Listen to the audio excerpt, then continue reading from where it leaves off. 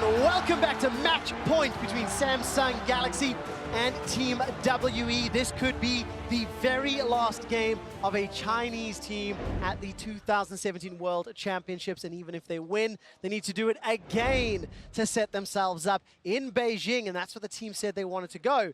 Side selection has come in. Samsung Galaxy have picked blue side, so Jat.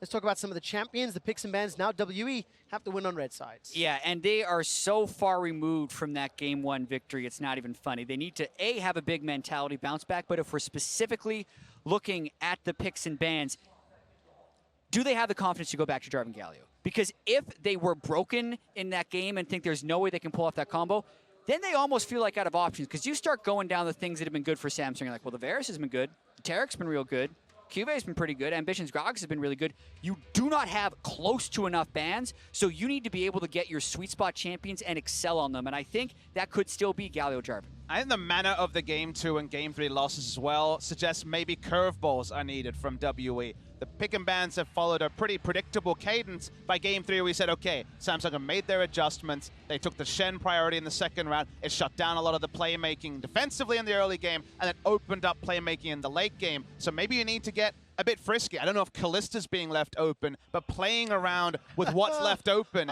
is important here. Papa Smithy, 100% banned from groups and playoffs. It's time. It's time to start rolling the dice, Trevor. 100% red side ban as well. But if you're looking for bans, hey, you know what? Build one up with. It's not going to happen.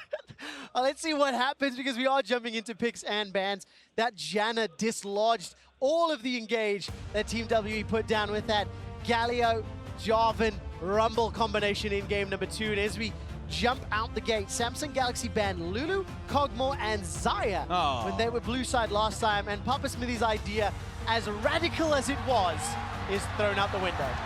Something radical in either picks and bans or in the level 1 like they managed to do in game 1 is so important to WE. The crowd want to burst out. They want to support their hometown faithfuls. Love the Janna ban here. That is a change from game 2. That was the first pick, so easily answering all the engage. So we'll not have first pick Janna for Samsung. Yeah, and I think what could be really interesting right here is who can control the Taric, because CoreJJ has been so good on it, and if Rakan is down, it doesn't have as much value. The Gragas ban by Samsung is rather perplexing, but that's basically calling out a Sejuani ban. Exactly. First pick Sejuani, if not banned. That seems to be what they're fishing for, and yep, it will just be the answering ban. Jarvan, Galio, both available. Very likely to be split up, and Samsung jumping on the Galio train. But this does leave it open for Team WE to go Jarvan Taric, as long as Ben is comfortable playing around that style. Oh, we're about to find out, because the Jarvan is currently being hovered, and there's the Taric as well. So let's assume those two get locked in. What is the next, phase? What do we start looking at? Because the AD carry pool is still very wide and very open as well. You wonder if Samsung Galaxy gets in their heads a bit and just locks in Kog'Maw early here.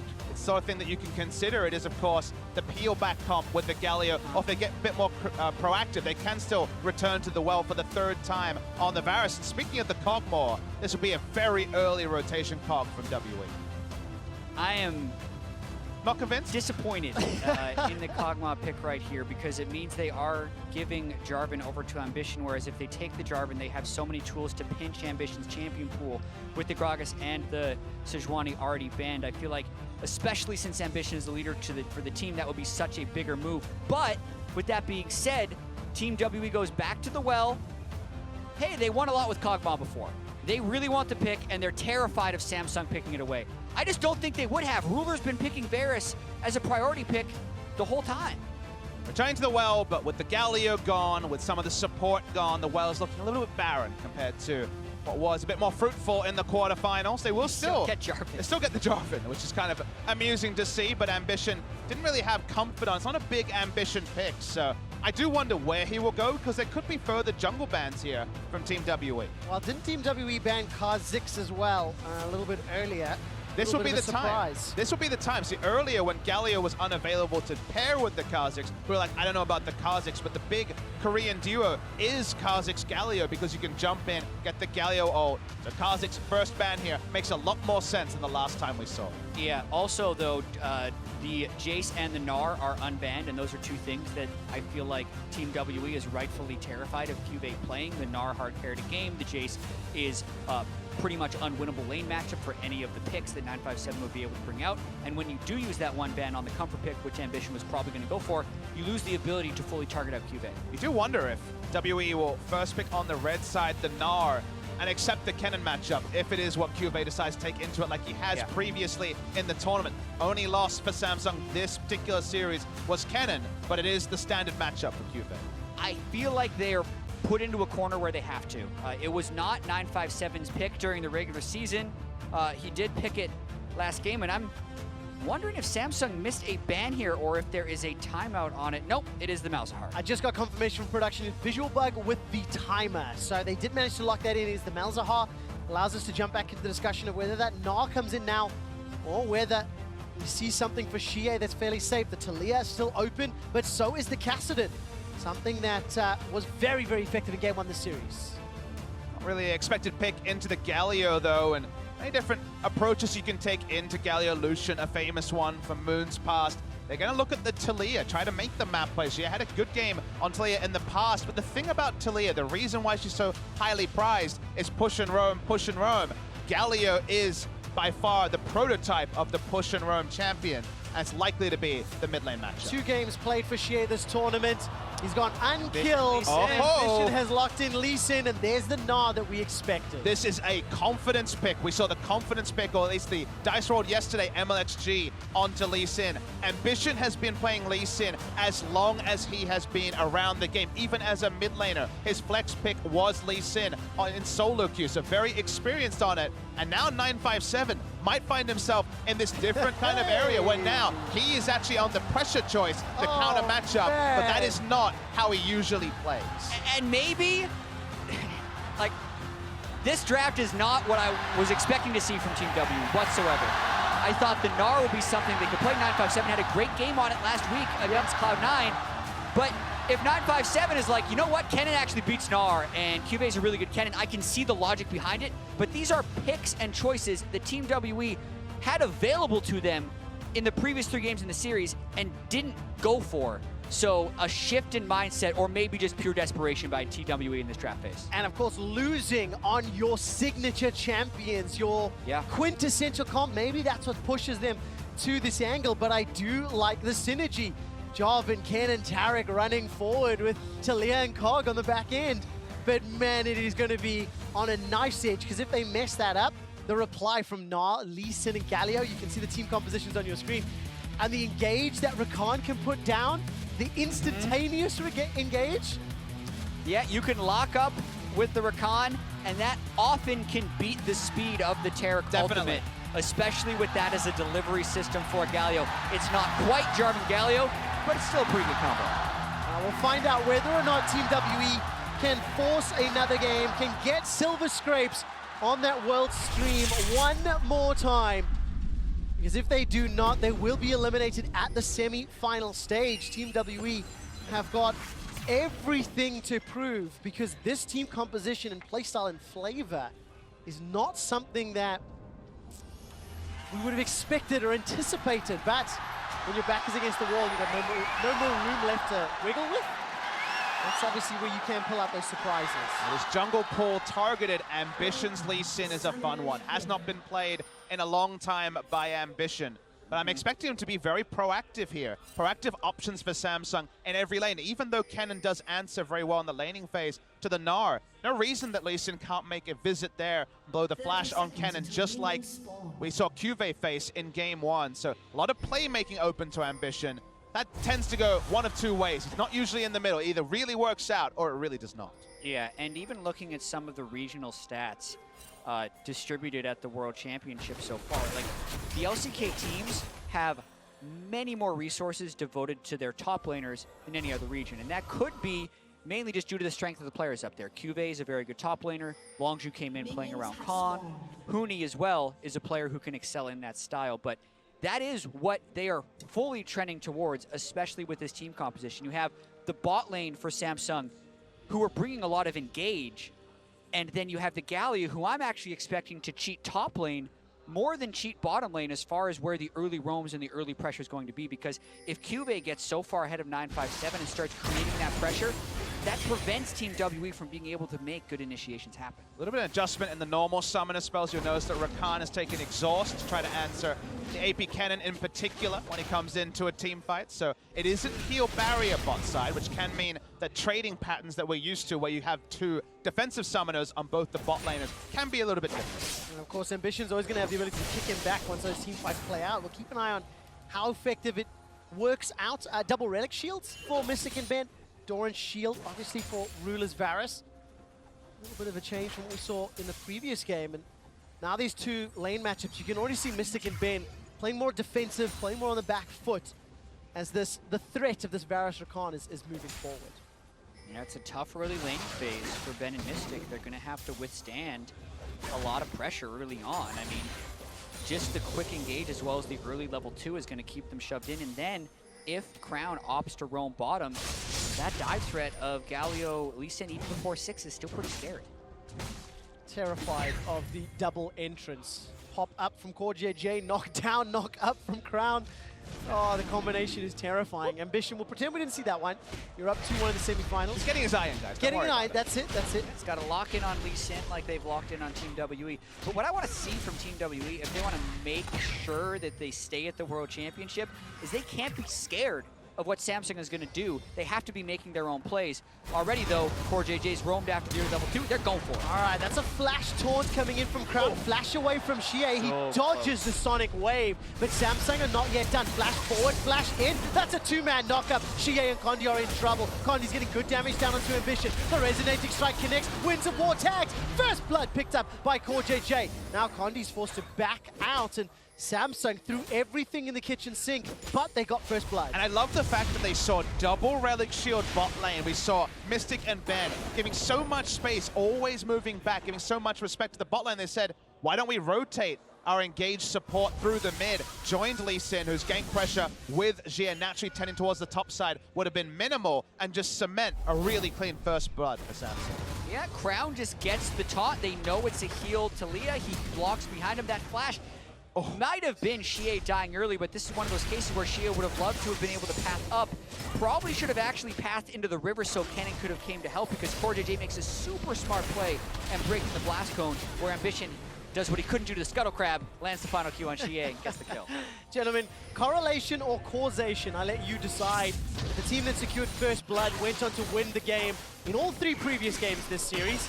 Let's see whether or not that remains true. Correlation. Good knock up onto Ben as CoreJJ finds that grand entrance. And Mystic and Ben, they at least push back that wave, got a few minutes of reprieve while CoreJJ was not in lane. And usually, when you see a support pick up first blood in a roam like that, you wince a little bit, you say, okay, cool, would have gone better elsewhere.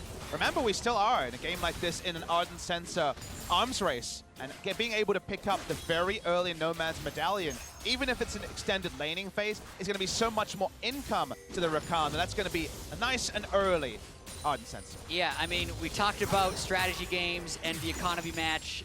We had to talk about something. That was one-sided. This is the late game investment already. Hey. It's the Ardent Sensor investment as well. I love Nomad's Medallion early upgrade. I actually think a lot of teams should do it even when racing for Ardent Sensor, because it is so much better than the tier 1 support item. So CoreJJ will be very rich when compared to Ben late game.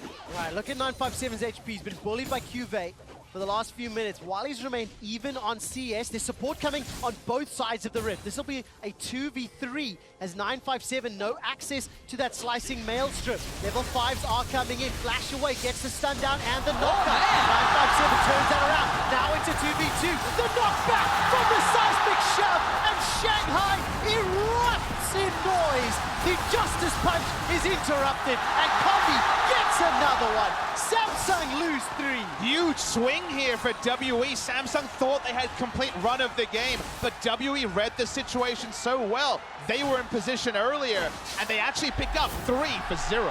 And I love the fact that they don't wait for the dive, but instead flash away from the turret to kill Ambition before he can react. He's flashless.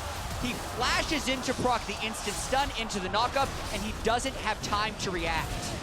From there, xiye can come join, instantly kills CuVee, who did not have Mega Gnar timing to begin all of this. Level 6 ping, Last kill onto Crown.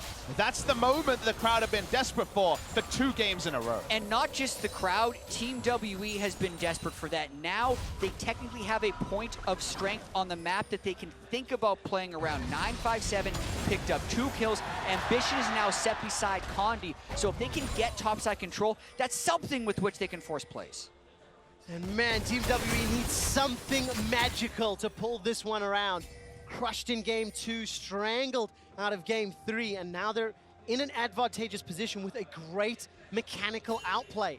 But to be fair, WE were responding as well. They saw the dive coming and they had resources being allocated. And they're obliging to what you mentioned, Jack. They're playing around their strong side, which is the top side of the map. And it's going back on Ambition. Fight! Ambition's Lee Sin gets the hero's entrance as Condi's forced to flash for his life. The wall, I think, interrupted the justice, but xiye gets another kill. Look at the volume. Nar's there, Kennen's chasing. Looking for some unworked ground. Gets off a couple of shots. Watch for CoreJJ. Doesn't find a target. CoreJJ gets the knocker. Hamilton escapes. Condi survives. Condi lives. And WE get another. Momentum is in Team WE's favor right there. The narrow escape from Condi, infusing them with more confidence to continue to go for plays. The timing of his EQ as well, as CoreJJ had roamed up to try and get that kill. That pressure that should be getting built in the bottom lane isn't necessarily paying off in the way, and here's the start once again. So Ambition tries to re-invade to his weak side because he has the hero's entrance. No interrupt comes. Watch the Weaver's wall here. He looks for an interrupt, misses it on xiye. He would not have been in range to kill off Ambition as fast. They were going to have their support react first. Samsung react first and lose out in the maximum way. Oh, we're not going to see the magical outplay because it's tower dive time. Slicing Maelstrom into the knockup and that done for the kill. Condi sends his regards. Ambition's looking for one back, but there's support. xiye's come up. Let's go for another tower dive, boys. xiye's got the backup of Condi. Galio on a wall. Not going to be enough. Ambition gets one back, and WE, they've bitten off more than they can chew. Crown now making his way to the top lane as Ambition's looking for the Sonic Wave. He's got Dragon's Rage available to him. And the full combo could have burst down a kill. As we jump down bottom, the fights continue. Mystic has been burst down low. It was in a 2v1. The Chain of Corruption was used from Ruler, but WE maintained control, 2,000 gold leads. Trying to keep that bottom lane equal as well, but so much of this action has just revolved around the top side. And whether or not Ambition is going to perform on this Lee Sin, the fact that he did turn around that dive at least keeps him in the game a little bit, because the snowball almost felt like it would be in full effect for Team WE after the end of that play. And while the Lee Sin has emboldened Ambition to make proactive plays, it's meant the game has been so much more bloody than our previous game. 7 kills in the first 7 minutes or so, and that has largely been trading down for Samsung. They had the good start, but from there, the turret dive went amiss. The blue buff play also did not go to their advantage, and from here, WE have that instant gold, and we've always said this team revolves around getting gold early and playing towards the team fights. They were strangled out of gold in the previous game. This time, very difficult for Samsung to do that again. Just amazing to see how the game has been played in the entirety of the top half of the map. CoreJJ joining in so many of those skirmishes, but it's Team WE that have come out in the advantageous position. 2-0-2 for 957, 2-1-3 for Condi. Now we see them lead the way, right? With that Kennen, with that Jarvan on the front foot, and then once Ben starts getting joins the fights, he can bring that utility of the Cosmic Radiance. Yeah, still a very interesting game here. CuVee's itemized into the Spectre's Cal. It's going to be harder for 957 to actually kill him. No turrets have yet died. Currently, though, pretty strong, obviously, on the Kennen. That's why he picked into this matchup, but Team WE still has to continue executing these plays if they want to win this one. Yeah, Kennen to Gnar is a good matchup. 2-0-2 Kennen into 0-2 Gnar is a pretty fantastic matchup, so can only go into the Spectre's Cal and farm max range from Q. Means that WE can do whatever they want topside. That's going to be surrendered by Samsung Galaxy, but Samsung on the bot side trying to get something. All right, Cosmic Radiance has been thrown down by Ben. This will keep him alive, but how much longer is the question? Flash comes up from Mystic, Torch Flash comes down from Crown, and Ruler will secure the kill, but it's at the cost of Ambition and maybe an Infernal Drake. At this point in time, we've equaled the number of kills of the previous 39 minutes. Yeah, that was not Ambition's best look. Nope. Right there. And for as organized as Samsung looked in Game 3, that was complete disorganization. Ambition stayed on Infernal Drake. Crown walked past him. A full fight happens bottom lane, and then Team WE just runs into him because, of course, they're going to collapse down on that bot lane fight and find you. So we're going to watch the start of this again. Ben and Mystic definitely getting aggressive, and Samsung do pull off the fight. Yeah, Ambition could have pulled off Drake at any point during this. Just Get off cement Drake. it. Get a second kill Ben. But Ambition stays too long. Doesn't even try to rush it down. Knew he couldn't, and gets dunked by Condi. So a kill against the run of play after Samsung had prepped the bot lane play so cleanly. And it completely wastes the Galio pressure because they get one kill, but they still lose their jungler, they still lose the Infernal Drake, and they also didn't get any turret damage. So Team W is going to be very happy with the outcome of that entire play. Chaos is so exciting as now Ben and Mystic are shoving this wave down. Teleport is available for 957. It is also for CuVee and Crown as I'm looking at the summoner spells. First item pickup starting to trickle in, gentlemen. The Ardent Sensor is completed for Ben already. Of course, he didn't go for that tier 2 upgrade. So that's obviously going to speed it up. Yeah. But now we need to see whether or not WE can control the chaos, because it has felt fast and loose. And sometimes that can trip you up just as much as you can catch your opponent off guard. Yeah, and it's for Team WE getting the counter ganks when the Galio does go in, but also being able to force their own fights. The Jarvan Taric looks so good when ahead and really poor from behind. So the fact that they are ahead in this game and can then also jump in with the Kennen gives them a lot of tools to work with. It was so close to Rage Blade and then inevitably a Hurricane, Cosmic Radiance, the item time is coming at the right time. We saw Ambition playing around bot side because they are in an Ardent Sensor deficit, so natural trades will likely go the way of WE with all the sustain coming through from that item. Condi rotates around the mid side as well. They want to find time for Rakan to back. He does so now to pick up the Ardent Sensor. They now are outnumbered. And it's still insanely hard for Team WE to pressure Galio whatsoever. Crown's got that adaptive helm, so that's why they're trying to go elsewhere. Taliyah's here, Terra called up. They might want to go. All right, Seismic Shove didn't find any targets, but the Cosmic Radiance and Teleport was blown.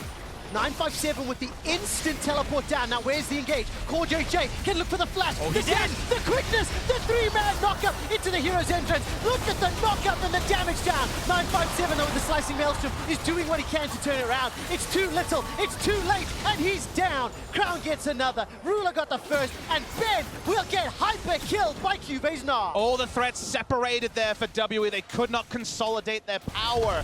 Cosmic Radiance used early for a dive. Samsung were already going to move backside because they didn't have Rakan there. They knew they were outnumbered. The re-engage from Samsung, though, was sick. And CoreJJ has played so well this series on his Taric play, but also in finding that initiation, avoiding the first initiation by Team WE, so critical. And then, as you mentioned, the beautiful turn with the Rakan and Galio. It's exactly what Samsung needed to get back in this game. I see the replay coming here. Ambition lying in wait. Wants to try to negate the Ardent Sensor, and this was already with the recall. Rakan's not here. You see the ult. Ambition's not going to actually take the Q in. He knows about the outnumbered. Means the Kennen teleport doesn't lead to anything just yet, but wait for the turn from CoreJJ when the teleport comes in. Yeah, and we see this beautiful move by CoreJJ. Crown as well teleports in so he can be in range for the wombo combo, still gets the knockup, and then Gnar is there at the right time. I mean, Condi has everything up, but he's stuck just fending with Ambition topside. With xiye, they chase onto Ben. Get the kill there as well. 3 kills earlier was a big moment for WE. 3 clean kills here for Samsung, big for them too. And as much as we compliment Samsung and CoreJJ for making that play, we have to criticize Team WE for their indecisiveness. If they're going to use the Taric ultimate that early and not dive, you must back away from the turret. And also, if you're not going to complete the dive, don't even complete 957's teleport in the first place and disengage. But they failed on both of those accounts, and they allowed Samsung to then make that big play. And that's the equalizer. Even more than the equalizer, Samsung take the lead in the gold. Going to steal away this blue sentinel. They got themselves that bottom tower. And of course, they're going to continue applying pressure. Rage Blade completed now for both AD carries. And what was looking like such an exciting start for Team WE has now reset the state of the game. and set us up for actually even more exciting team fights as we look at this mid-game phase. Yeah, and Adaptive Helm is so insanely efficient against this team composition. Not only is it negating the magic damage from Kog'Maw, Taliyah and Kennen as well, both magic damage dealers who deal very similar types of damage, so the reduction there, beautiful. Also got to point out, Warrior from Condi, trying to counter that Adaptive Helm a little bit and still be a damage threat, but Taliyah wall can't find its mark. For a bit of playmaking there, doesn't find anyone, so just will be instantly cancelled from the Taliyah. I feel like there will be a point when you have Adaptive Helm, get the first damage item, maybe even just the Frozen Mallet for Gnar. And I think standing trades will likely go the way of the Gnar as the laning phase goes on. So the early phase certainly very hairy one for the Gnar, but it gets better, especially with the magic resist already complete. Yeah, there was a little bit of help from Condi, using that Unraveled Earth to try and wave clear as best as he can, but Ruler got a bunch of auto attacks down. Already starting to hammer away, got the support of the rest of Samsung and Ambitions on the Rift Herald. He's actually spotted, I believe, by the control ward, certainly pathing towards Rift Herald, so Condi's here. I try and steal. I don't know if he will be able to. He's going to get picked up. Very good channel there on the flag and drag from Condi, setting ourselves up for another fight, but the buff was picked up by Ambition. Yeah, Samsung got the objective, so no need to keep fighting. They will just move away from there. Seems like Crown's on a recall as well. WE does have some pressure they can play around right now. They're going to get the push in the mid lane, and they can move down for the Cloud Drake if they want to, knowing that the recalls have happened, but instead they're opting to try and get topside control. Yeah, traditional WE would look for the turrets, look for the instant goal, get closer the two items onto Mystic, so the deprioritization of Drake, they've shown the entire tournament continues, and CuVee once again seems aware of this. Temporarily flashless. Oh, nice sidestep on that seismic shove, so didn't get caught out. Tower will take some good damage, actually will likely fall here. Now we start looking at Mystic. Currently on about 1,000 gold, will jump up a couple hundred after this tower push. And how much stock do you put in Mystic's Kog'Maw? He's 6-1 at Worlds. It's the Team WE carry the tip of the spear in many of their games. And he's going to get called upon again as we head past the 20-minute mark very, very shortly. He's been real good on it. It's also a fairly difficult situation for him to succeed in with the Rakan coming in with the heroic entrance onto all of the different tools Samsung can throw in for the dive. So, as we mentioned in the draft phase, just an insane prioritization on it, picking it that early when Ruler didn't even really show that much interest in picking it. But there's also the fact he's behind in the game, right? He has the Rage Blade, so when he hits his items, he will be a threat. He's just not there yet. The Cosmic Radiance usage, is it going to be on the frontline divers or is it going to be saved? Try to help the Kog'Maw get through that part, I don't know. Is in the note here about the jungle proximity, xiye going to be very close to his jungle for the most of this game, trying to look for those plays, and certainly was invited to after that big play topside. As Ambition actually lets the Rift Herald visit the Raptor camp for once. Yeah, there's a chance that that was a potential trinket usage fail, but they're also getting really good usage out of it. Strategically, it pushes them back mid lane and opens up room for the Cloud Drake. So we'll give that one a good grade. Nicely done. Well done, Ambition. Samsung Galaxy pick up their first dragon of this particular game. They're up to, a few hundred gold. And we're even on towers. Okay, we're opening up the map now. 4 towers down, a dragon apiece, even on kills, even on gold. And it's starting to feel like vision is going to become more and more important.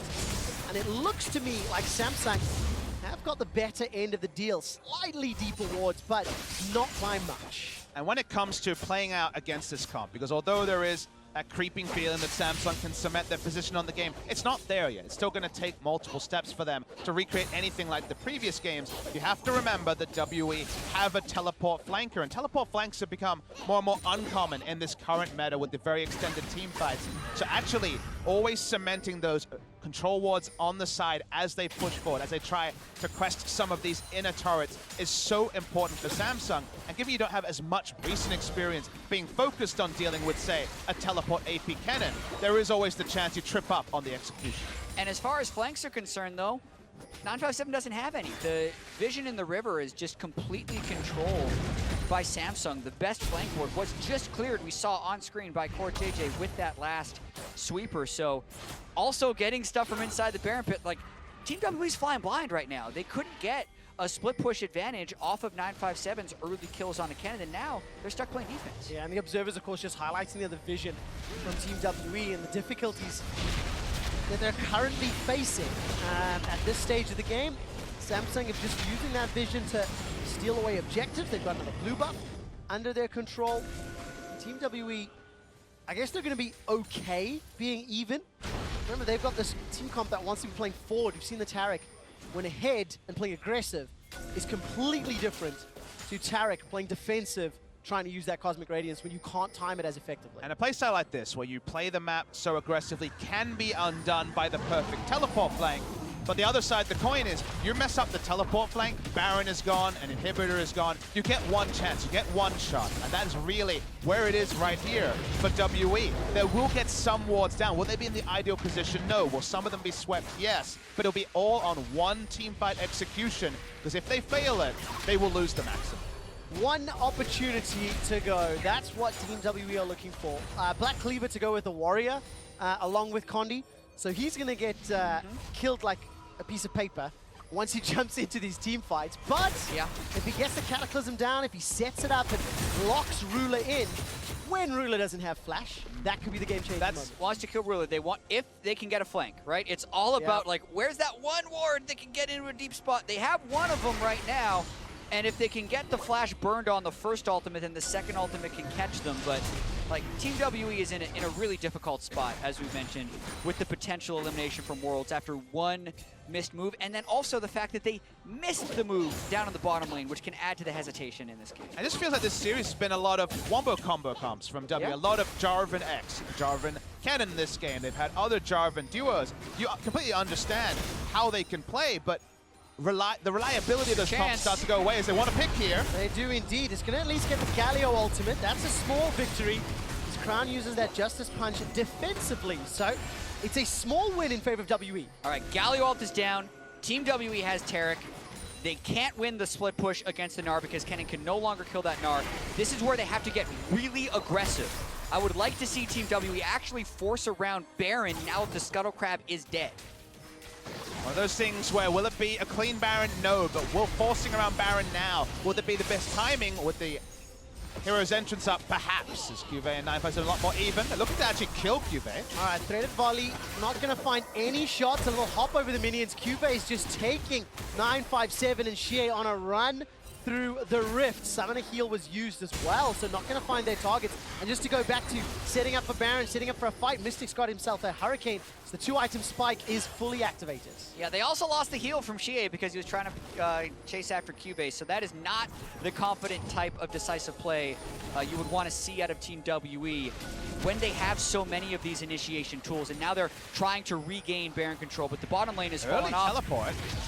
Maybe this is it. We're gonna find out. Slicing Maelstrom is available for 957. The flash engage coming down from Condi. Instant kick away from 957. And not a single flash blown on the side of Samsung Galaxy. Yeah, Hero's entrance also coming back up, but now they've run themselves out of options. Gnar split push is there, teleport is down, Team WE got nothing for that. Yeah, the vision toggle didn't show up, but the Q from Ambition would have hit Kennen if he went in a straight line, had to back away. Dodge it, wasn't there fast enough. Gnar gets a free turret here. They lose some control wards on Baron, but they get the big objective to Samsung Galaxy. Man, it's now 4 towers to 2. It's a 2,000 gold lead.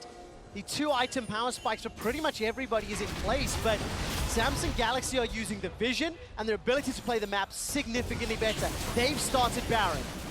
And it's going to be incredibly difficult for Team W to stop this. Condi is flashed, they have no vision inside. He could go for a steal, though. That's up in the air if Samsung stays on this. Condi's done it before, but look at the flash taunt interrupted, secured by Ruler. Samsung peel away. Now Team WE trying to find the fight if they can. Crown is down.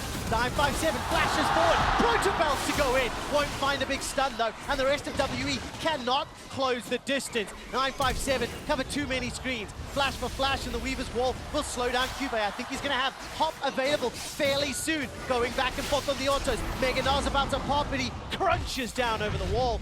WE get a kill, but they lose Baron. And Samsung is so good at this 4-1 split push game that forces the other team into decision making.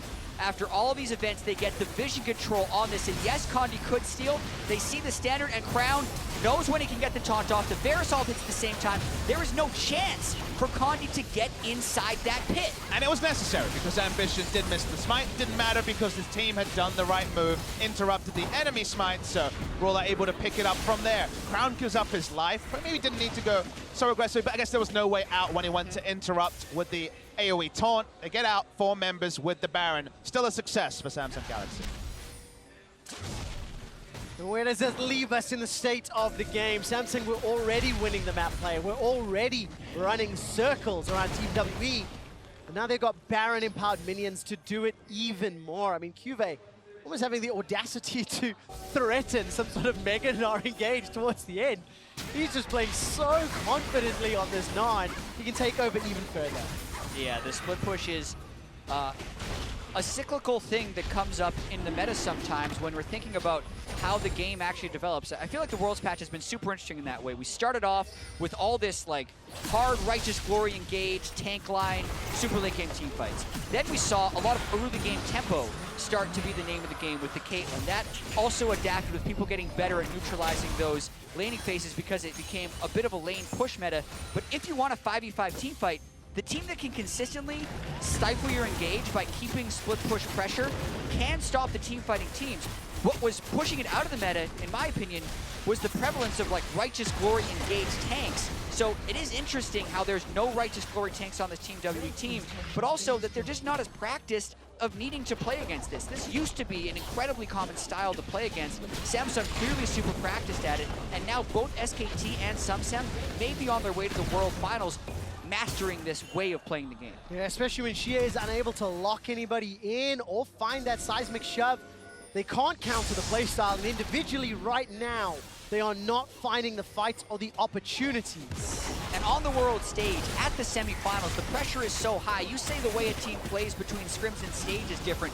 It changes to the semifinals as well, and 4-1 split push forces you into decision making, and if you have any level of hesitation or passivity against it, you lose. And Samsung are the ones making the crisp and clear decisions.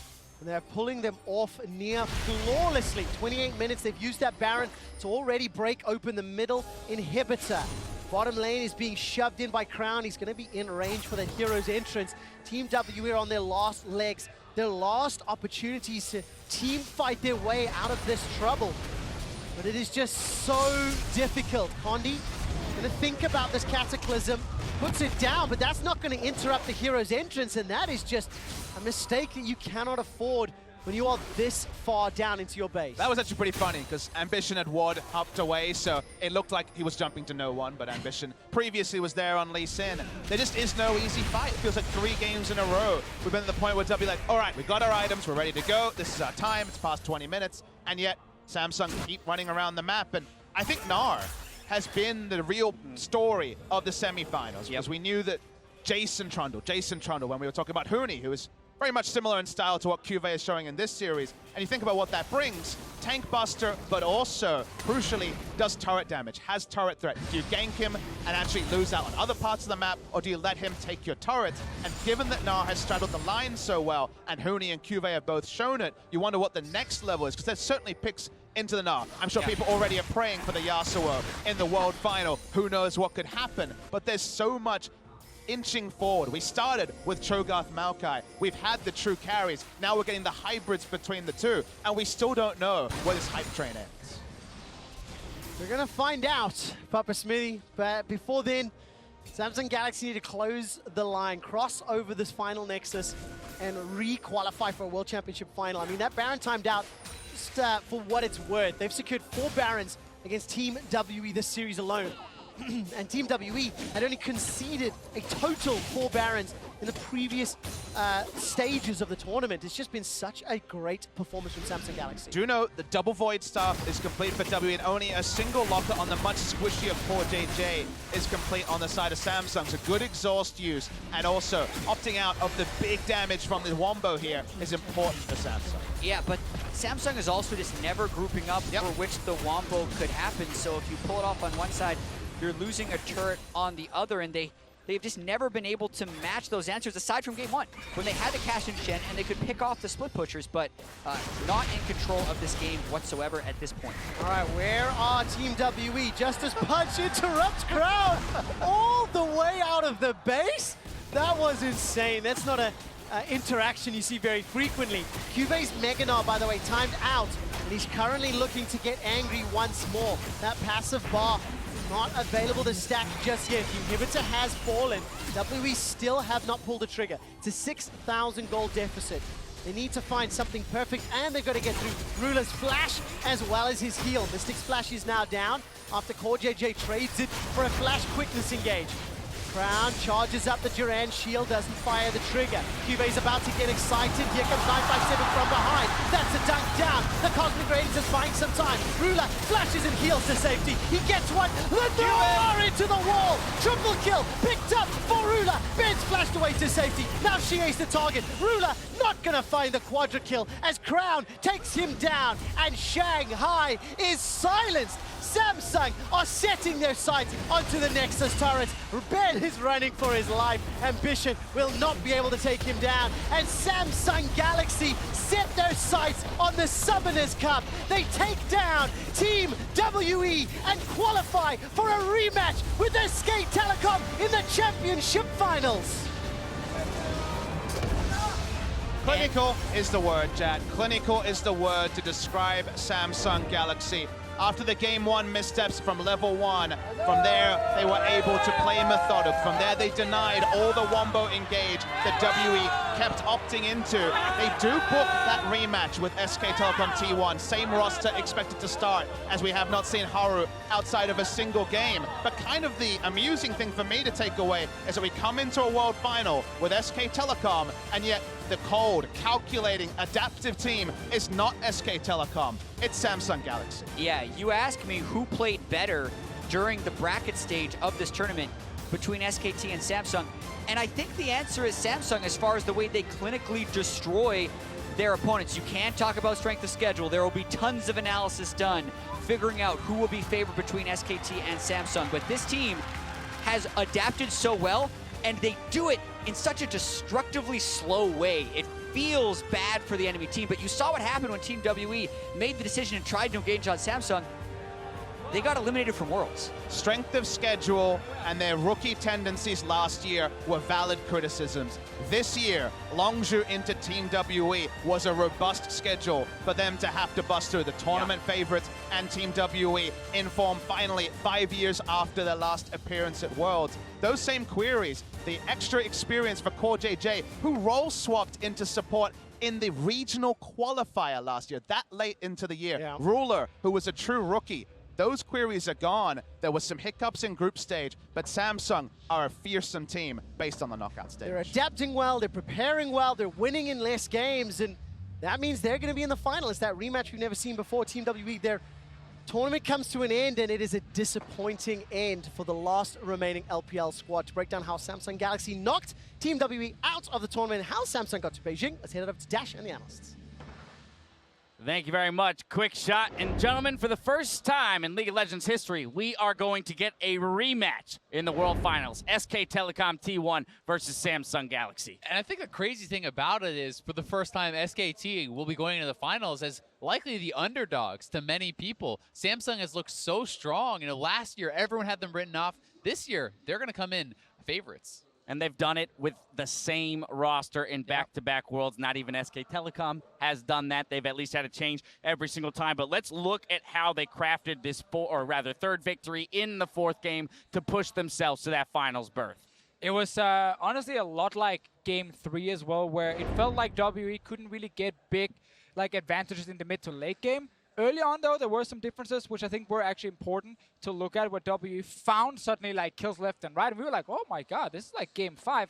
And then Samsung, of course, shows again with this comp, which is so safe to play that they can just grind it out. Yeah, Samsung's comp is very safe here, while Team WE's comp requires so many timings to occur so quickly for it to actually pull off. I mean, they don't have a front line here on this team because Jarvan's building, damage actually. He goes Warrior into Black Cleaver, so they basically have to work around this Taric ultimate. And we've talked about so many times how difficult it is to keep the secured teamfight during that immunity, and they really have to work around the crowd control layering because they don't have a true tank. Yeah, exactly. And I think, again, I credit CuVee in the top lane for building super intelligently. He builds defensive first. This time, knowing it's the Kennen kind of counter pick as the AP Kennen, he rushes the adaptive helm. He gets the Merc Treads. He survives early pressure that is put towards him. And he has just been so stalwart in the top lane for Samsung. And I think such a key component in them being able to play this slow, grinded out style because he's never giving up major advantages to his opponents. That said, we asked Team WE to draft themselves more tools, right, to try and build those leads and perhaps blow the game wide open against the Samsung Galaxy that if you try and take them late, they're most likely to win. Well, guess what? With those tools, they come away 3-for-0 at 6 minutes. This is the way that Team WE wanted the game to be going. And it was actually Samsung setting up an aggressive tower dive, but then they get completely outplayed. And this is what we said before here. At the start of the game, we saw WE pick up some kills, and we felt like, wow, this was now their game to win. All of a sudden, it all started up in the top lane. And we talk about the timings. 957 had the passive charge on his Kennen shuriken there at the beginning, so that's why he was able to get that stun and set it up. Then right after it, everyone is getting so hyped up because WE pull off yet another extremely close play here. We were in the mid lane right there. We were like, yeah, we fell out of our chairs. We were running around with our hands above our heads. This play was incredible. I mean, Condi was nuts in the early game. So many players would have failed to get out of the situation. He played it incredibly well, and it did feel like he's racking up kill after kill, and then even into the Infernal Dragon where he kills Ambition again right there. Like, Condi was everywhere, and he had such a strong early game. The entire top half of the map, because the solo laners in both of those plays were also actually perfect. Yeah, okay, but here's the thing, right? WE got out to this hot start. You just said it. Everybody was starting to feel it in the arena. Oh, my God, here it goes. Yep. They're coming back. They're going to push us to a Game 5, and then CoreJJ comes up big for Samsung Galaxy in the bot lane. 14 minutes in, 3-0. This replay brought to you by Acer. And this again, you have to really kind of talk about the Taric ultimate. The Taric ultimate used so early here before the dive actually comes down. This prompts the double teleport coming in from Samsung, which was a great response. Every second is critical, and you look at the movement of them as well. They're split off here, completely grouped up for this little clump. CoreJJ goes in, and his greatest is shining. Crown then is able to Galio ultimate right afterwards. And you see, this early in the game, Kennen damage with a full AP Kennen doesn't touch either of them. I mean, there's nothing you can do against triple knockup into triple knockup. Again, once your defensive tool is gone, obviously you're going to lose the fight here. And people might wonder, why did Ben use ulti so early? Because it seems so weird. His entire team was there, but he clearly thought that Lee Sin would actually go for the all-in, and most likely Galio ulti is flying down in his face right after. And if he doesn't use it there, he's going to get kicked, he's going to get knocked up, and he never gets to use it. So that's what he's thinking. It just backfires big time. Yeah, because of the difficulty of actually pulling that off with this comp. The timing has to be perfect, and especially when you're running no tanks whatsoever, right? It's a DPS Jarvan, it's a Kennen in the top side. They essentially have to kill someone during the Taric ultimate, or you're just going to lose the fight. I'm going to stop us here. We'll get back to analysis in just a moment, but right now, Shox is standing by with Samsung Galaxy's top laner, so let's head there. Thank you very much, guys. Joined here indeed by CuVee, who with Samsung only dropped one game in the series and then swiftly won 3 in a row. So what would you say your major adaptation was after game 1 of this series? 이제 1경기 패배 이후에 3경기를 내리따면서 결승전 진출을 확정지으셨는데요. 1경기 패배 이후에 어떤 점을 이제 다시 논의하고 개선점 찾아서 다시 재정비하셨는지 궁금합니다. 아무래도 1경기 때 카사딘이 나오면서 저희가 좀 생각하지 않았던 방향으로 픽이 진행됐어요. 그래서 그런 부분에서 변수가 작용해서 저희가 좀 말렸던 것 같고 2경기 때부터는 확실히 카사딘을 좀 신경 쓰면서 뱀픽을 하다 보니까 좀 수월하게 갔던 것 같아요. So at game 1, I think the Kassadin pick was unexpected, and that gave us a really hard time for game 1. So after game 1, we thought that we'd focus on banning Kassadin for our drafts, and I think that worked well for us. You cleaned out the rest of the 3 matches very clearly, and if we look just at results, it seems that you guys are in a stronger form than SKT at this point. You're going into that epic rematch of last year. What are you expecting this year of the matchup versus SKT? 지금까지 경기 결과만 놓고 봤을 때는 SKT보다 더욱더 강해 보이고 더욱더 깔끔한 경기력으로 결승전 진출하셨는데요. 내년에 이어서 다시 한번 결승전 리매치를 하게 되었는데 어떻게 생각하시나요? 저는 SKT가 좀 힘들게 올라왔지만 항상 좀 이제 질만 한 대쯤에 항상 이기기 때문에 그런 저력이 오히려 SKT의 더 무서운 점이라고 생각해요. 그래서 저는 결국 좀 나쁘지 않고 있고 진짜 강한 상대라고 생각하고 있어요. So even though SKT did struggle, like, but whenever on the verge of losing, they always manage to stand back up and win the game. So I think that's what makes SKT even scarier. So of course we'll never let our guards down against SKT, and I really think they're a really difficult opponent. I have full respect, and we'll try our best to prepare the final matchup. Absolutely, but you could make a very big difference in that top lane. You've had a great tournament so far. What can you tell me about your opponent in that matchup versus Huni next week? 예, 큐베 선수는 지금까지 매우 정말 뛰어난 성적으로 대회를 치르고 계시는데 결승전에서 맞붙게 되실 훈이 선수에 대해서는 어떻게 생각하시나요? 지금까지 롤드컵 경기 봤을 때 훈이 선수가 굉장히 잘하는 모습을 보여줬어요. 공격적인 것도 확실히 잘하고 탱커적인 것도 확실히 잘해가지고 뱀픽이 좀 저희가 힘들 것 같다 생각하는데 그래도 저는 이길 수 있다고 확신하고 있습니다. So looking at Huni's performance here at Worlds, he's been playing very well on tank champions and aggressive champions. So I think he's going to be a very tough opponent, but I am certain that I can beat him. All right, we'll be looking forward to that. Thank you very much, and congratulations once again. Back over to you guys. A little preview of next week's top lane matchup with the laugh to boot there on. I'm pretty sure The I can nicest beat him. trash talk ever. Oh, absolutely. He's great. I can beat him. I love that. But as we move ourselves back into the series at hand in this game 4, I want to take a look at one more replay. This one actually, to a degree, WE focused, because we talked about all those timings needing to line up here perfectly. It just didn't quite make it happen right here. And for the longest time, it felt inevitable. Then you see this TP come in, you think, just maybe WE can pull off this play, can get the kills with the Kennen, can take the Baron, but the hesitation from 957 means there's no chance of that play, and the teleport being down, Gnar being on the bot side, then prompts Samsung going straight to the Baron. Yeah, after that, then Samsung are able to just completely steamroll this game, even though Crown goes down. And while Round 2. yeah, here's round 2 where they try and pick something up. While there aren't, at that stage in the game, going to be many openings for WE to really take back control, and you want to see them make that play. Taking the perspective of 957 there, the 3 champions he's actually running into are incredibly dangerous for a full AP Kennen who has no Zonias. It's a top lane, so he doesn't have cleanse or anything like that. And he has to worry about all of the crowd control from the Varus, from the Rakan, and the Lee Sin kickback. So he would have to time it again perfectly with Condi's flash knockup from Jarvan. So you can see the things that are causing the hesitation. It's just, it is frustrating because there aren't going to be many windows like that. Exactly, and that's what it's about. It's not that it's an easy play to make. It's that if your best chance to win the game is a 5% or a 10% play, then you need to go for that. You need to try to make those plays happen, because that's how those crazy comebacks can happen. If you look at something like the SKT, EDG games from groups, 10,000 down, you're like, well, that's a pretty risky play to make. I don't know if you want to engage there, but that's the only way you had to hit a won. 4-man shockwave to win. Well, guess what? You do hit it. You do win the game. And also, when you play against a team like Samsung, who is so controlled in the way they're playing, if you don't sometimes try a little bit of the unexpected, you're not going to surprise them. They're always having vision of you. They're like, okay, they are going to flank from this side. We're going to move over here instead. Stay as 5, or it's CoreJJ saying, finally I find a guy out of position, and he goes in and he engages. I mean, it brings it full circle to Kobe's point, which is that you're facing a team like this. What was that sound again? And that's where you're facing a team like this, and that's where all that hesitation comes from, right? And it may have been a low percentage play. Who knows what had happened if he had gone for it. We're ready for another interview, this time with Samsung Galaxy's mid laner. Shox, take it away.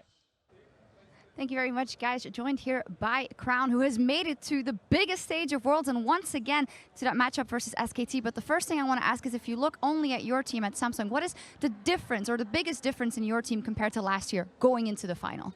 크라운 선수 결승 진출 축하드리고요. 다시 한번 이제 제일 큰 대회 결승전 진출하게 되셨는데, 팀만 놓고 봤을 때는 작년 삼성팀이랑 올해 삼성팀을 비교하면 어떤 게 가장 나은 점 또는 더 강해진 부분이 무엇이 있을까요?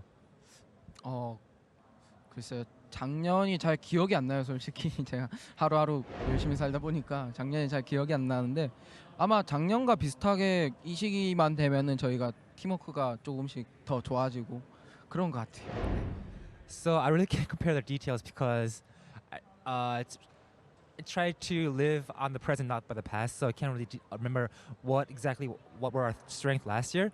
But I think overall, we have in common that by this time of the year, our teamwork is really, really at the peak. But the biggest question for everyone is if you guys can beat SKT this year. And you talked so much about your personal disappointment. So, Crown, I'm just going to ask you straight up. Do you feel ready to take down FLICKR and SKT next week? 하지만 결국 제일 중요한 관문이 남았죠. SKT랑 페이커 선수인데요. 뭐 이전 영상에도 크라운 선수가 페이커 선수한테 그 작년 경기를 통해서 본인 스스로에게 실망한 점도 많이 얘기한 점이 나왔었는데 이제 다시 한번 SKT랑 페이커 선수 팀을 꺾을 준비가 되셨나요? 네, 뭐 준비는 돼 있고 마음을 비워놔서 이번에는 뭐 저도 실망하지 않고 이기면 좋은 거고 좀 더 편하고 재밌게 임할 생각입니다. I think yes, we are prepared, but I think I'm at more of a relaxed state right now. So even though if I were to lose, I wouldn't be too disappointed, but I'll be definitely enjoying the final much more than last year. All right, more relaxed Crown next week. We'll see what that can bring. Thank you very much, Crown and Homan. Back over to you guys. Thank you very much, Shocks. But I got some interesting looks here. Yeah, where's the fire? How is it okay to lose in the finals? You were one game away. It's not like they're playing a team that's that much better. I'm surprised. You even said they might be considered the favorites. Yeah, exactly. They look better than last year, at least, going into this final. I think a lot of people are going to say Samsung can definitely win against SKT, and he talks about revenge normally, and now he's trying to lull FLICKR into a false sense of confidence. Because FLICKR is watching the interview being like, we're not really going to try. It's like 3-0, I get to go to dinner early, it's just cool. like you wanted. Keep that hype low before I smack him around. Maybe it's dinner with Crown, that's it, you know. Crown's like, it's chill. Alrighty, well, while many players had huge moments in this semifinal match, we'd like to recognize one person who pushed his team to victory. Player of the series goes to CoreJJ. And we saw so many good engages from CoreJJ. I think also his Taric has been spot on in almost every single game when he's played it. Big team fight we see here. It was a big comeback in the last game, started by him on this Rakan, and they valued this pick for him as well as today and in the quarterfinals. The entire tournament's been revolving around support picks, and CoreJJ was one of the best at pulling them off. He remains flexible, not only in champion, but also play style. The biggest thing for me is also when you think about all the players, some of them had individual weak moments. It's hard to really think of any bad moments for CoreJJ in this series. It felt like he was very consistent the whole way through, often the reason they're winning and never really the reason that they were losing. And to that end, I think I return again to the champion portraits. Yesterday, our player of the series played one champion all 5 games. That was FLICKR on Galio. This time around, CoreJJ in their 3 wins playing 3 different champions. So having those 3 different looks, so important when you may be playing around the bot lane, as we've seen. We've seen Wolf push to some very strange support champions as well. So that matchup, to me, is becoming more and more interesting as we look towards the finals. And that's the thing. I love when supports in this meta can still be playmakers, because I think there are still so many supports that can actually offer you that extra punch you often need, where typically teams have like 1 engaged champion, then you add in suddenly there is a Leona, there's a Rakan or something, and then you have 2, and you can actually be much more aggressive on the bottom side. And I think that's important. And you've got to say the metas in these 2 different semifinals were vastly different, right? On one hand, we had the Leona, and we had the Blitzcrank, and we have the Nocturne, we had all this crazy stuff going on, and this was much more what you expected to see throughout the entire tournament. So I'm going to be very interested to see what happens in the finals. You know, will it be Samsung adapting some of that SKT style, or will SKT be trying to just best Samsung at their own style? Like, there's a lot going on there, and I'm not sure what we're going to see. And that's the thing. SKT themselves have shown so much flexibility in style. They've been playing split pushes. They've been playing, you know, multiple points on the map. It hasn't been someone just towing the line. Is there even really a meta this Worlds? I mean, yes, there are certain champions that do seem to be of utmost priority, but like at this point, I feel like it's been proven that you can win a game here at Worlds in any way, shape, or form. I mean, it's actually always like that. And a lot of teams are just afraid of pulling out unique picks because they probably didn't have enough time to practice it. But whenever you have a full week to prep for just one opponent, there's always a chance that you look for counter picks to what they like to play. And we might see 1 or 2 new picks, but it might also just be fairly standard in this big final. Well, as we talk about CoreJJ and award him player of the series, why don't we go and talk to the man himself. Shocks, one more time. Thank you very much, guys, here with CoreJJ. CoreJJ, where I was talking to your teammates, specifically Crown, he didn't want to make too big statements about the final, but I do want to know from you specifically, do you think the team is stronger than last year going into the final? 이제 이전 인터뷰에서 이제 크라운 선수랑 인터뷰했을 때는 사실 크라운 선수는 되게 좀 겸손하게 좀 팀에 대해서는 좀 말씀을 되게 좀 조심스럽게 했는데요. 다시 한번 묻고 싶습니다. 코어전전 선수는 지금 현재 삼성팀이 작년 결승전의 삼성보다 더 강해져서 결승전에 올라간다 생각하시나요? 네, 일단 작년 결승전부터 저희 팀 같은 경우에는 되게 올 한 해 되게 굴곡이 많았지만 특히 여기 도착해서 그 롤드컵 도착해서 그룹 스테이지부터 점점 이제 매 주마다 좋은 경기력을 보여드리고 있는 것 같아서 계속 발전하고 있는 것 같아서 작년보다는 훨씬 낫다고 생각해요. So actually, I do believe that we are a stronger team than last year. Starting from last year's finals, I think we had a lot going on with our team, a lot of ups and downs. But starting from group stage, I think week by week our team's getting stronger and we're adapting to the meta and we're getting better as a team. But then the big question is stronger enough to beat SKT this year? 하지만 가장 중요한 질문은 그 강해진 정도가 SKT 팀을 이길 만큼 강해졌다 생각하시나요?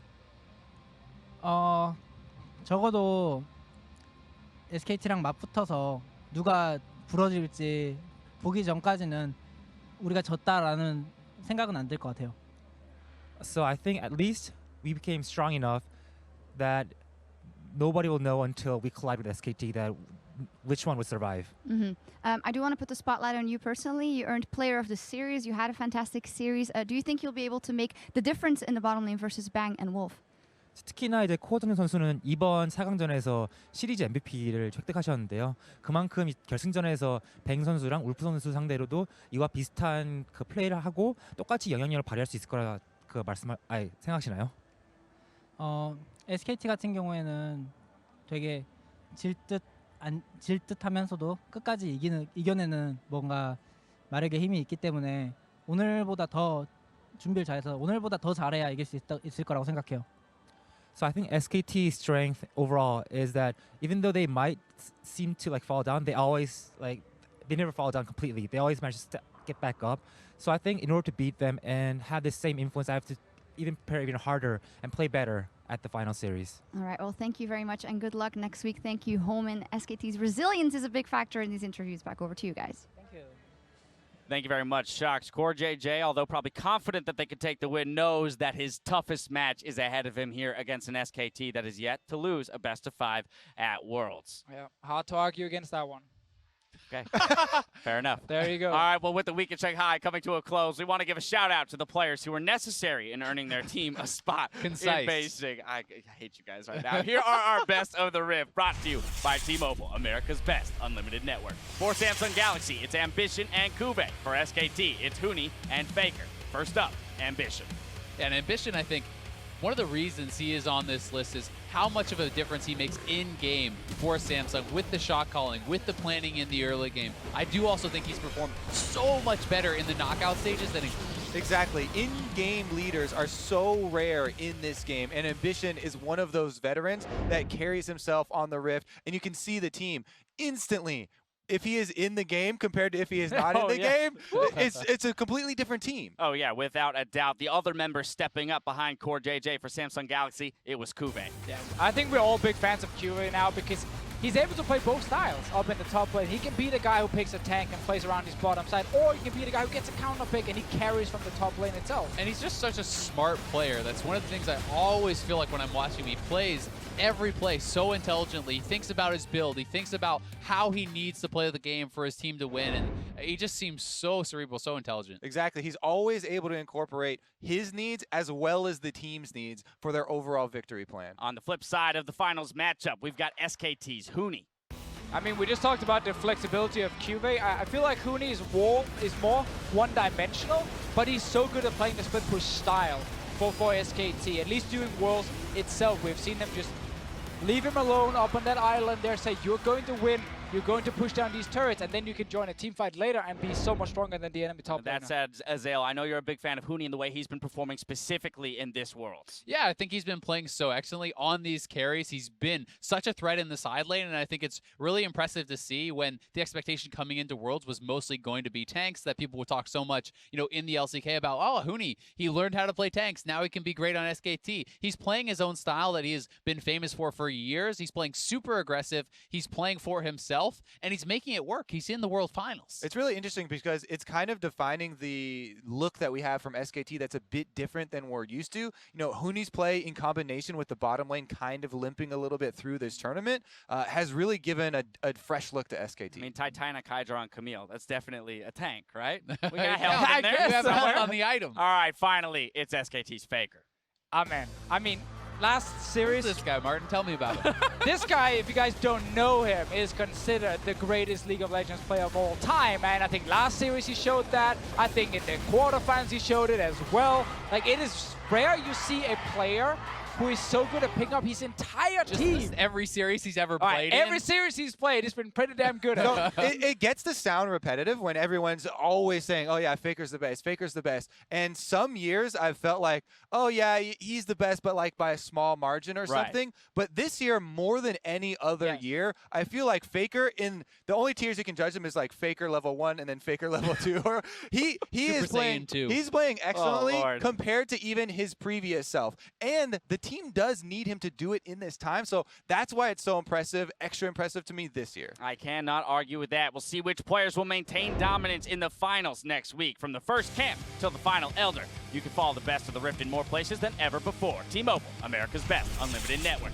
But as we look at those 4 players specifically on those 2 teams, I want to talk about how we might see those 4 interact and be key players for the finals next week. And I think CuVee versus Huni is going to be such an interesting matchup because there are those different styles. Like, CuVee could just go carry versus carry. He could play the same style as Huni, and he can play it as well or perhaps even better than him. And we haven't really seen, you know, Huni playing as many different styles as CuVee. So I think that in draft, you're going to see a lot of focus on top lane.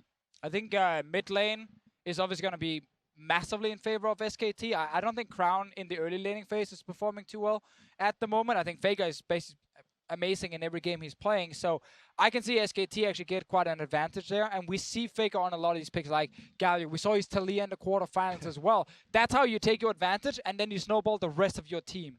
We see him on these picks like Galio. I feel like Galio is the only pick that's like Galio, and that's why he played it 5 times in a row, though. I was adding Taliyah as well because they can row. He got a second one. Then what about Rise? Rise is that? His Rise was good. No. He was good at Rise. He can play Rise. All right, our weekend in Shanghai was packed with moments that made the crowd roar, and we can't call it quits without looking at those big plays. Brought to you by Acer. First up, iHook shined a light on xiye and why he should be in the conversation for one of the best mid laners in this tournament. All right, now CuVee is going to be under further pressure. Rift walks up for xiye, slicing Melson will buy some time. It's 1,000 hit points to burn through. CuVee is going to try to turn it around. They're hitting away on xiye. xiye clears out the wave.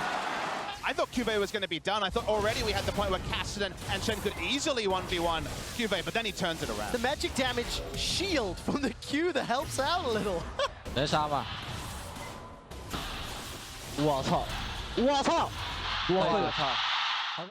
So pretty sick he gets the kill. We were all watching that play though, kind of going like, he just jumped right in there. He took all the damage he could possibly take, and he just had enough HP in the end. The most important part of that play is that we're not highlighting a big outplay from xiye. No. That's like, this Cassidy should win the duel. And he knows, he's so confident. He's just running straight through the shirk, and he's like, I'm going to kill you. Yeah, but that said, his Cassidy was a big factor it was in the very win good, there very in good. Game 1. Next up, Tenketsu got in the mind of the RNG top laner. Let me kill 2 birds with 1 stone. The Deadly Venom maybe taking him down. Let me on the chase as well. FLICKR going towards the turret. Finds Xiao for some damage. Looks for a bit more. Let me gets himself the 1 kill.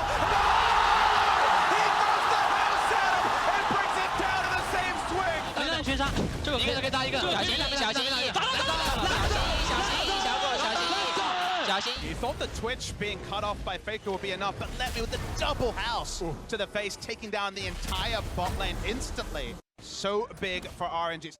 It's like clay pigeons, man. He's just shooting them out of the air. Oh, right as they take flight. And I love double house to the face. I love that Kobe, the hype man's reaction is, ooh. Ooh. He was just right like, there. You could have been screaming everything. You feel it. You see MLXG's reaction there, though, too? That was a real reaction, man. I love it. That was, he's like, we are doing it right now. All right, finally, Ice Soul Boy didn't want Huni's Gnar play to be looked over. That last ulti that Huni pulled off just won SKT the game. Well played. A 4-stack Elder Dragon going to SKT. He has to respect FLICKR. Spike comes in. Uni goes for the Mega Gnar. The triple stun. Here's the follow through. It's going to be 2 already. And into the back lane goes Letney. Cannot kill off Wolf though as the Chinese members are falling left and right. Uzi on the run. 걸어도 돼. 보자. 나이스. 그렇게. 천천히 타릭궁이야. This was the final fight. Condi finding the Gnar ultimate, catching everyone, and as soon as you saw him go over the wall with the Elder Dragon, you knew the series was over. You knew SKT were going back to the World Final. And this is Huni in a different light. This is not Huni in the side lane, pressuring with Jace, trying to push down turrets and split push. This is Huni as main engage for SK Telecom. They're just itching to take this fight because as soon as Elder Dragon goes down, they want to do it. They want to use it, and Huni makes it happen. Get you a man who can do it all. There it is. The consistency there is the flashiness of the play for Huni, right? It's always big highs, high highs, and low lows. As we ship out for the final match in the Bird's Nest, take to Twitter and share your biggest moments from the entire tournament, whether it's play-ins or today's series. Use that hashtag World's Big Plays, and we'll share your favorite moments from our 7 weeks of play. A reminder that All-Stars is just on the horizon. If you're in the Los Angeles area, December 7th to the 10th, make sure to join the action at the NALCS studios where 8 dream teams voted in by fans will compete on the Summoner's Rift in a 1v1 tournament. For more info, check out the announcement article on lulesports.com. Thinking about that all-star matchup, I mean, let's just look at some of the players that have put on big showings here. Who would be some of your, go-to votes? You're all on my dream team. Let me step out on a ledge here and say FLICKR. Okay, that's the same. That's bold. So if we stay with Korea, I got Prey for AD carry. Okay. Gorilla or... Yeah, probably Gorilla support, even though CoreJJ is playing really well. I think Gorilla... No, CoreJJ player of the series. Who's the top laner? I know, but who's the top laner? I'm going CuVee. Okay. All right, okay, how about other regions? Other than Korea. Oh, other regions. From Europe, who's going? Oh, from Europe. So that's tough. I think we're gonna get Jankos jungle. Okay. Give me one other. I see Reckless AD carry. Perfect. Give me an NA team or an NA player. We got Smithy in the jungle. Okay, and we Kobe? still got, what do you think? Bjergsen in the mid lane. Of course, Who got Bjergsen. top Give me a tougher one than that. Maybe Flame Well, or something. you say I think I'd go for Flame. Yeah, where's yours? What? I'm not hearing anything. Well, I mean, I'd vote for Jensen. But oh, okay, there we go. There you go. Some All right, well, there you have it. With our finalists locked in, let's take another look at the journey these teams took to get here. The victorious Samsung Galaxy have earned their rematch against SKT for the World Championship and will have an opportunity to prevent the three-peat at the Bird's Nest in Beijing. We've already talked about the top lane matchup, a little bit about that mid lane matchup. Let's talk about the bot lane for just a second as we preview next week's finals. I mean, I talked about it a little bit before, but it does seem like Bang and Wolf have been limping through this tournament a little bit. They did have some good performances, so it's not like writing these guys off. They have been able to do, like the rest of SK Telecom, to stand tall, have that poise in the best of 5 games. So we do expect them to try and step up for the team. Certainly do, and you also have to say some of their struggles are partially due to the playstyle of Huni, right? If he is not, playing that Shen and supporting them and getting them through these laning phases, as we've seen a lot of these other teams do, it's going to be harder for them, and we will have to see a fantastic performance from their bottom lane to withstand that pressure, because we know that CuVee could be coming down there, that they could be getting that pressure, and how well CoreJJ has been playing. And they should probably give up on the Blitzcrank. Are you sure? I don't know, maybe a second chance. I think Wolf getting some confidence in the last series was super important because he's going against CoreJJ, and I'm very excited about the support matchup because I really want to see them on these playmakers. I even want to see Blitzcrank again just because I think it offers so much more to this current meta than just Janna versus Lulu. Alrighty, that's going to do it for Shanghai. We've got only one thing left to do, and that's to crown our world champions. So for myself, the casters, and the entire live broadcast crew, thank you for watching, and stay tuned after the show for Worlds Tonight, where Sharks, Papa Smithy, and Azael will break down Samsung's win and look towards their battle for the Summoners Cup. Otherwise, we'll see you at the Bird's Nest for the conclusion of Worlds 2017. Good night. You want to see Blitz again? Yeah, why not? You think he's going to be better?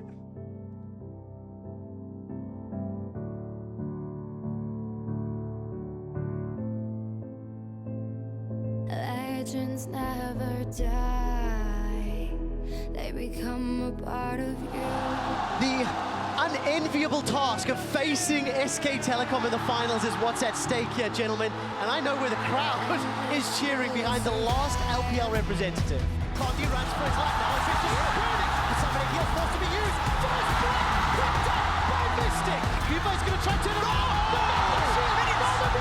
They're hitting away on xiye. xiye clears out the wave. And this venue erupts.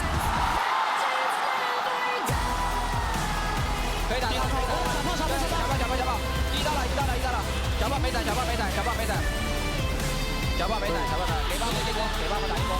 The flash, the Durant taunt, that gets another. This fight's getting messy, and the Dazzle sets up a stun for Ben to set up a kill. Three-man body slam from Ambition, and now everybody turns their attention to the crown. He's gonna get dropped, taken down, and Team WE trade 4 for 2.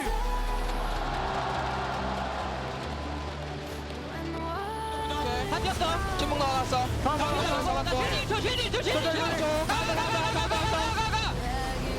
안 죽어. 바로. Now it's a full-on 5v5. Shockwave pulls back too, but it's not only the front line. CoreJJ gets feasted down, and Samsung win. They get the first kill. The quickness, the three-man knockup into the hero's entrance. Look at the knockup and the damage down. 957 over the slicing maelstrom is doing what he can to turn around. It's too little, it's too late. Rula flashes and heals to safety. He gets one. Gnar into the wall. Triple kill picked up for Rula. Ben flashed away to safety. Now xiye's the target. Samsung Galaxy set their sights on the Summoners Cup and qualify for a rematch with SK Telecom in the Championship Finals.